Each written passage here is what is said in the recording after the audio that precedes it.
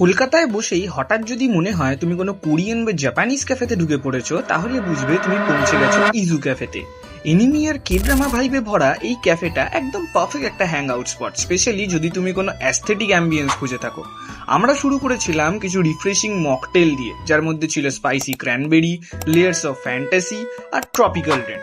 তিনটেই ছিল আলাদা আলাদা ফ্লেভারের, বেশ এনজয়েবল। এরপর নিয়ে নিলাম ক্রিমি আরাবিয়ার pasta with crispy garlic bread, rich flavour আর পারফেক্ট কুকড। তারপর ছিল সফট আর juicy chicken stick with rice, simple but খুব স্যাটিসফাইং। এক চামচ মুখে দিতেই পুরো ফ্লেভারটা মেল্ট হয়ে গেল। এরপর ট্রাই করলাম কোরিয়ান স্টাইলের রেমন, গরম গরম ব্রথের মধ্যে নুডলস আর কোরিয়ান স্পাইসের ফ্লেভার, যা খেতে একদম কমফোর্টিং আর অথেন্টিক ফিল দেয়। খাওয়া দাওয়া সেরে চলে এসেছিলাম তাদের গার্ডেন এরিয়াটায়, এবং আজকের পর্ব শেষ করলাম তাদের এই বিশেষ ক্যাপাচিনোটা দিয়ে।